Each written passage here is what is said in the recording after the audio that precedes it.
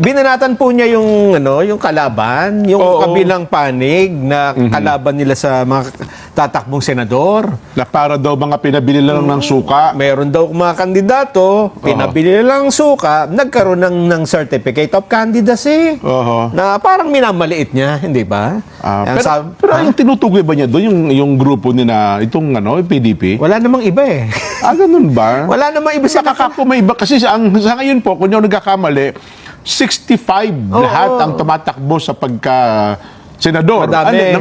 Nabawasan pa pala, wala yung iba, di ba? So sabi mo na 60 plus.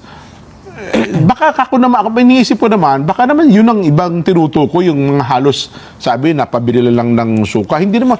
Kasi pag tinignan mo yung track record nung Siyam, di ba? Yung kabila naman yung isa pa. Yung kandidato ni Pangulong Duterte. Ayun, bukod doon, yung mga kandidato ng grupo din ni Nanay Lenny. Hindi mo rin naman masasabi mga pinabili ng suka. Yung credentials, magaling din naman. Diba? Kaya naman natukoy, Jen, na sila ang tinutukoy na mga pinabili ng suka, hindi naman yun lang ang statement ng presidente. May context, di ba? So pag binuo mo, so mahihinuha mo, pinatutungkulan na yun talagang grupo nila, no? Una nang sinabi, Jen. Ang mga kandidato natin dito, walang bahid dyan ng dugo ng mga pinatay noong panahon ng, di ba? Sino ba yun? Extrajudicial killings. Oo nga, no? Diba? Okay, yun ang pinatutungkol. Tapos, hindi ito, yung mga, gusto nyo ba bumalik tayo dun sa panahon na humakot ng sako-sakong pera at pinabayaan yung mga biktima ng pandemya, sino na naman ang pinatutungkulan noon? Kaya noong sinabi niya, pinabili lang ng suka yan. Parang, tinignan ko tuloy bigla, yung Siyam, di ba sabi, ang tawag sa grupo nila, Lucky Nine? Lucky Nine ba o Magic Nine? Hindi ko alam. Lucky Nine ata kasi mga, di ba sa baraha tawag yun, Lucky Nine Mataas na numero yan. Tinignan ko, wala namang pinabili ng suka. wala namang halos na, sabihin may credentials naman lahat Di ba? Ang iba, mga maliban abogado sa isa, siguro. Sino? Yung pinabili ng suka. Wala akong, ewan ko lang Ewan ko, kaya ako bigla akong nagtaka. Sino kaya ang tungkol doon sa, kasi wala naman ako makita. O kaya nga agad na babalikan ko tuloy. Sino kaya ang nag-feed sa Pangulo ng yung ganong ibaba sa ganong talumpati, di ba? Ayun nga. Kaya naman hindi natin masisi ang dating Pangulong Duterte na nung siya na ang magpapakilala sa kanyang mga kandidato, yung Siyam na binabanggit mo, kasama dyan si Kong Dante Marcoleta. Si Kong Dante pa rin nililiwanag natin, ay hindi po siya member, nananatili po sa independyente kasi party list lang naman siya, di ba? Yes, tsaka siya adapted. Adapted po siya ng partido yung PDP, ng partido ng Pangulo.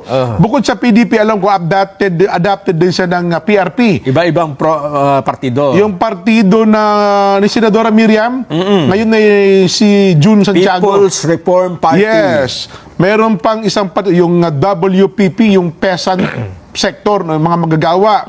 Meron parang 4 o 5 grupo, partido politikal pero ito ang pinakamalaki. PDP. Kaya nga sabi ni Kong Dante, ako'y pumunta sapagkat adapted ako. Kung mag-launch ang PRP, pupunta rin ako doon. Kung yung iba hong mga partido na nag-adapt sa akin, pupuntahan ko rin po. Walang pinagkaiba nung ako'y nando sa PDP. Walang problema. Laban. Kasi ako ay independyente. Kung gustuhan niya akong i-adapt ng administrasyon para maging 16. So sobra na sila. Ayun na nga. Bawasan nila ng isa. Ayun. Well, ganun nga kasi alam mo naman ang politiko, lahat naman niya di ba? The more support you get, the better. Yes. Diba? Tama ka. Kaya hindi napigilan ng Pangulong Duterte ang patutsadahan din ang kasalukuyang administrasyon. Diba? Doon? Kasi nga, sabi gumanti ba sila ng nauna na Ang sabi sa kanila, di mga pinabili ng suka, di naman ito, mga amoy suka naman sabi. Siguro. Ang hindi maganda dun sa nangyari, Jen, sa patutsada ng Pangulong Bongbong, yung mga kandidato niya ang nagsabing, hindi ho kami magne-negative campaign. Hindi naman pakikialaman yung tama ka. Kaya naging problema, para bang sila ay hindi pare-pareho na sinasabi. Kasi nung tinanong sila, Oo. doon sa press ko nila, yun Hindi ang ko kami sang-ayon doon sa ginawa ng Pangulo. Parang gano'n sabihin. Hindi naman direktang gano'n. Sabi yata, bahala siya. Pangulo Bahala to siya. yan. Pero Bahala anya siya kami. sa buhay niya. Kaming 12 naman anya. Ay hindi kami doon sa negative campaign. Iba diskarte namin. Plataforma kami. O yun na nga. Kaya naman sinabi nung Pangulong Duterte, O sabi niya, umupak na rin na umupak dyan. Hindi mo na rin mapigilan. Ha? Ang sabi niya ay, naku po, mga tao nga napipika na. Oho. Napipika. Ang ibig sabihin ng napipika, napipikon. O tama, o. Nagpapanting ang tenga. Hindi naman daw galit. Parang, kasi, tuloy-tuloy ang pagtaas ng presyo ng mga bilihin. Oo nga. Ay ang sabi ng Pangulong Duterte, kung ngayon, paglabas mo at bumili ka ng mga bilihin at mas okay ngayon, mas affordable, mas mababa, di sila iboto mo. Diba? Yung Pangulo, yung Oo nga kandidato naman. nila. Oo. Kung ngayon, paglabas mo sa kalsada, mas ligtas ka. Hindi ka nangangamba na may hold-upper, may snatcher. Di sila iboto mo. Oo. Kung ngayon, paglabas mo, ay May feeling safe ka, no? Kumpara mo dati. Di, yun nga naman. At o. saka paglabas mo ngayon, bumili ka ng bigas, mas mura ngayon ang bigas, di sila iboto mo. Ayan, oo. Pabaligtad, reverse, Aha. ang ginawa naman ni Pangulong Duterte. Ay, hindi siya nagot yung punto ng suka. Ang sumagot, yung mga magsusuka. Yung nagbenta ng suka. Yung tutusan ng Papakinggan mo suka. natin yung bahagi. Meron ba? Oo, Meron ba tayo? kaya lang kasi Sige, sige. may, di ba, ang Pangulong Duterte, meron mga hindi magaganda sinasabi, di ba? Ganon. Hindi na natin isasama yon, ha? Sige. Kasi broadcast tayo, ha? Pinutol nata ni Natalie Pichi. Unless nakalimutan nyo, ha? Pakinggan natin. Si dating Pangulong Duterte tungkol sa kanyang pagpapakilala sa kanyang mga kandidato, ha? Pakinggan na natin. Ano ba sabi niya?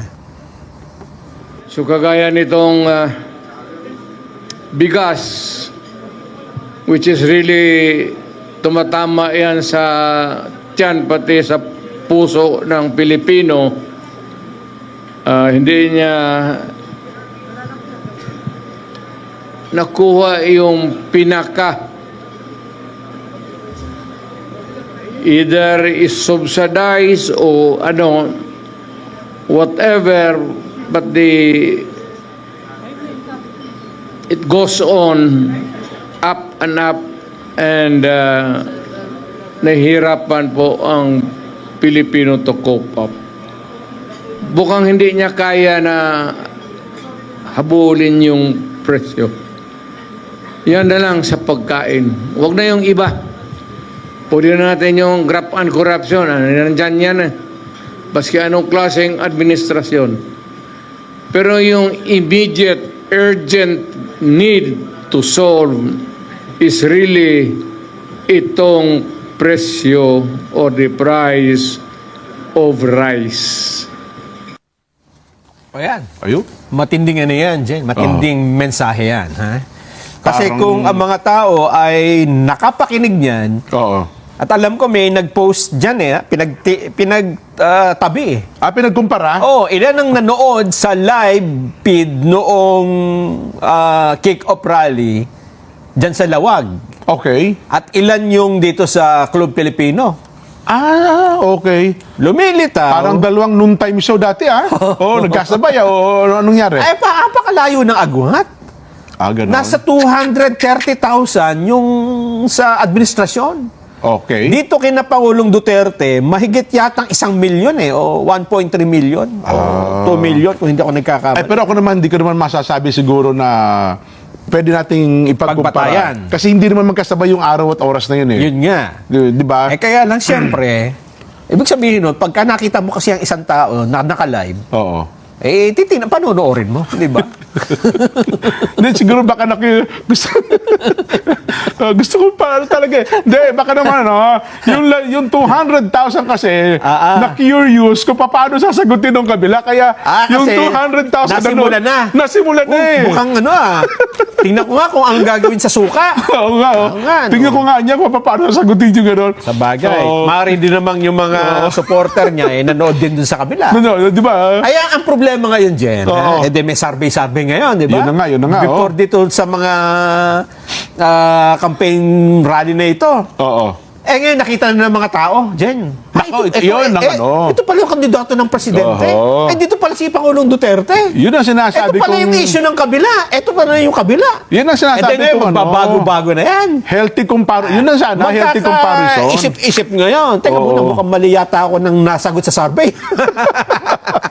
Mukhang ang naisagot ko sa survey ay yung mga kandidato ng mas mahal ang bigas. Yun. Parang ganon, di ba? Kasi kung yun nga, alam mo, Nason, ako, isa yun yung pagkakataon. Kung ang naging pahayag ng Pangulong Bongbong ay yung mataas na uri. Kung bang ipinakita yung accomplishment, yung 12 ng kanyang partido. Ang sagot ng kabila, siyempre, hindi magpapagalingan. Kumbaga, ang tao ngayon nagkakaroon ng chance, ito pala, kabila, no? Tapos, sige, magaling din pala itong So, yung sabihin, nagiging pagalingan sana, no? Ang problema ngayon, ang laban na, ipaasiman ng suka, eh. Ayun nga. Tsaka kung sino yung mas amoy suka, di ba? Oo. Yun gusto ko sabihin, nakapanghihinayang yung tsansa para sa mga butante gagaya natin, na kapag pinagkumpara mo yung mga sinasabi nila, sana yun dun kakukuha ng desisyon. Ito pala. Kasi- natututo tayo sana, no? May problema kasi, Jen. Oo. Kapag ka nagmalaki ka ng isang accomplishment na ampaw. Well, tama ka naman yan Sabi mo, ito po ang ginawa namin, ganyan. Oo. Eh, lalo ka lang malulubog kapag siya sinabing, yan ba ang accomplishment nyo? Lalo ngayon, diba? mafa-fact check na lahat ng mga sinasabi natin, napakadali sabihin. Yun nga. Di ba? Oo. Kaya yung iba, bumibelta na lang dun sa negative campaigning, di ba? Ganon. Napupunta na lang sa katatawanan. Wala na kasing mahagilap na iba pa to. Ay pagmamalaki. Di, kung artista ka, pwede yun. Pero kung hindi ka artista, at ang alam mo, halimbawa, ikaw ay abogado, professional ka, di ba? Huwag yun ang gayahin yung iba na yun talaga ang trabaho nila. So, nagpapatawa kasi nakakakuha ng attention. Sa amin na po yun. Pero kapag tayo yung mga opisyal na ng bayan, sana mas mataas yung level. Di ba? Nakakapanghinayang lang yung punto na yun. Ang nagkaroon lang dyan ito naman ay hindi dahil kasama natin siya rito. Oo. Nung nagsalita na si Kong Dante, Ayan! dyan sa kick-off rally na yan. Oo. Yung sinasabi mo na ilitaw yung mga issue. Yun, sana ganon. Ito yung dapat na ginawa, di ba? Oho. Ano bang nabanggit na issue dyan sa kick-off rally? Bumabasa ng usapin ng suka, pero tinaas din niya ng Tingnan natin kung paano sige ba nga. dapat i-handle paano ba dapat mangampanya. Yan. Tingnan natin yung sinasabi ni Jen na dapat ganito. Kong. Kanina po sabi ni Senator Bato, kasama po siya sa mga nagbebenta ng suka. Yung iba naman po siguro ay bumibili ng suka. Alam po ninyo ako, dahil sa hirap yata na dinaanan ko sa aking buhay, nangungutang po ako ng suka. Pero kahit po ganon, kahit na tayong lahat ngayon na nandito ay pinaglihilat sa suka, tayo po lahat ay nakakakilala. Alam natin kung bakit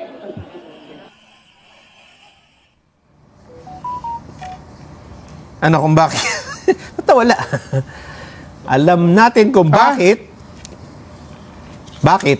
Ba't ang ikli naman? Naputol. Oo. Wala na ba?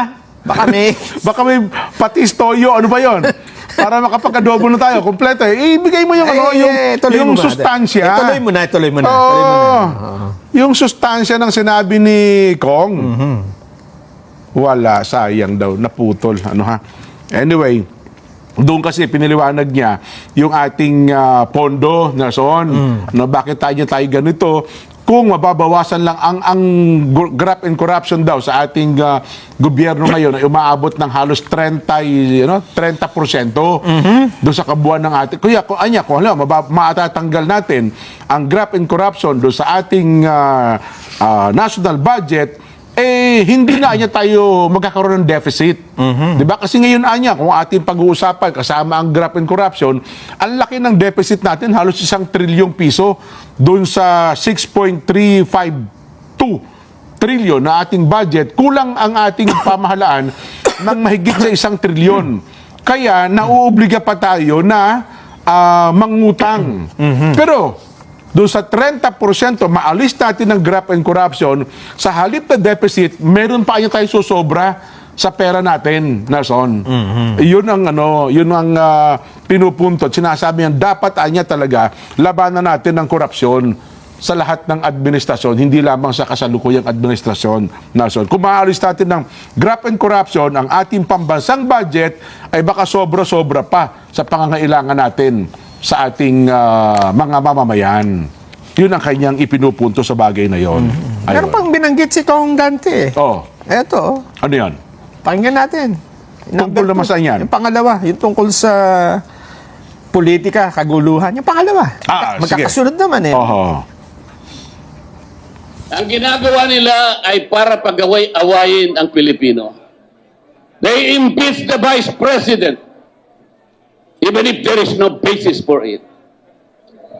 Gusto ko na lamang ikwento sa inyo nung inimbita po ako ng Filipino Inventor Society. Napakarami po pala nilang nagawang invention. Ang Pilipino pa lang nakagawa ng karaoke, ng yoyo, ng bamboo incubator, ng 3-in-1 jeepney, ng isang unsinkable Unsinkable. Yun. Gagalitan tayo. Tayo na magtatapos pala. Papalam na ako dyan. At kaya niya tinapos niya ang kanyang talumpati, Nelson. Ngayon sa bandang hulian niya, ipinakiusap ko na mag-imbento sila ng aparato. Ayan, aparato yan. Aparato na ang lahat niya ng kandidato dadaan doon Tapos, para malalaman na natin kung sino ang karapat-dapat na maging senador. Scanner. Scanner, yung aparato na yon. At yun ay niyang scanner na yon, mga kababayan, ay gawa po sa suka. Ayun. Tawanan na. Tapos, May reaksyon si Pangulong Duterte na marinig niya si Kong Dante. ganon. Sabi, ibang tao pa. Ibang klase ah. Pakinggan natin. Kinakabahan na ako sa mga video clip. Baka lubasan yung nagmumura. Baka ako na naman magtapos yun, ha? Para ito, fill in the blanks. Sige nga, ano reaksyon ng ng dating Pangulong Digong? Nung makita si Kong Dante. Sige. Itong tao na itong sunod na sinasabi ko, humahanga talaga ako sa integrity pati yung utak. Abogado, pareho kami abogado eh. Kapag nagsalita ito, hindi ko naman kilala to, but yung the constant exposure sa TV, parang natauhan ako, magaling to ah. Alam mo nga sinasabi niya, pati tatanong-tanong ako, talagang is one of the upright na tao na bira mong makita ng ganun. Yung mga bright na kariyan kasi ng mga bright, mga gago eh. Inhaluan nila yung trabaho nila ng kagaguhan. Alam mo, ako talaga, it was I who sought him. Ako naghanap sa kanya para makilala ko siya. Talagang bumilib ako sa kanya. Marcoleta.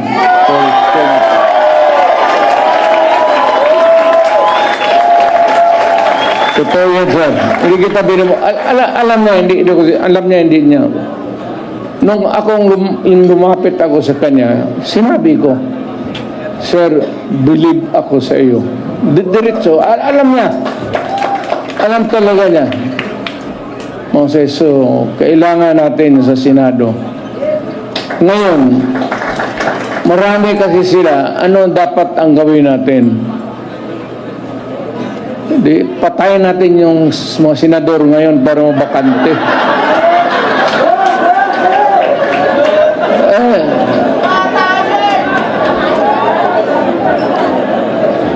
Kung makapatay tayo ng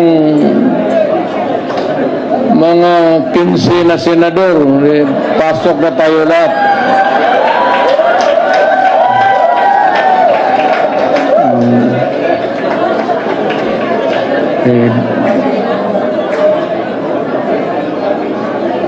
Pero kawawa naman. Pero nakakainis kasi yung, hindi naman lahat. Pero, sabi nga, talking of opportunities, the only way to do it is to pasabugin na lang natin yung ano.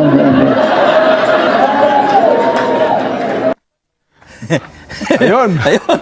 Hindi, ayos. Kasi sa survey ngayon, 22 si Kong Dante eh. Kung mawawala yung 10, di akit ka. Hindi, pero meron ng matras eh, di ba? Oo.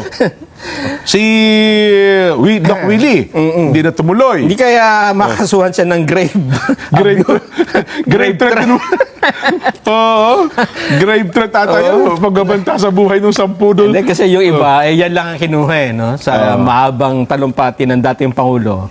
Yung joke no? Oo. Ganyan talaga siya. Hindi, kung yun ang sinabi ng Pangulong Bongbong, tatanggap, paniniwala seryoso yun. Pero sapagkat si Duterte nagsabi, kalokohan At saka, ito dapat mapansin na natin sa dating Pangulo, di ba? Oo. Diyan sa mahaba niyang talumpati, sinasabi niya kung kailan siya hindi nagbibiro eh. Oo, berong tama-tama. Ito, hindi ito joke, ha? Oo. Ibig sabihin, lahat ng sinabi niya na walang hindi ito joke, ay puro joke. Oo nga. Di ba? Eh kahit sa 6 na taong panunungkulan niya sa ano eh, di ba? Ganun din, ano? Kahit sa zona niya eh, mapipili mo rin na ang totoo tsaka hindi totoo, seryoso, tsaka hindi seryoso eh. Di ba? Eh, kung sa tagal na narinig mo siya magsalita at hindi mo pa alam kung ano yung ibig niya sabihin, ibig sabihin mahina kang... Kaya kung halimbawa, kaya nga, si Pangulong Bongbong nagsabi, kung gusto niya, patayin natin. Seryoso, iba ibig sabihin nun, di ba? O kaya naman, si Pangulong Bongbong nagsabi, kung gusto niya, pasabugin na. Iba po ibig sabihin nun, Kaya yung audience, ano mo naman, nagtawanan lang. Yun na nga.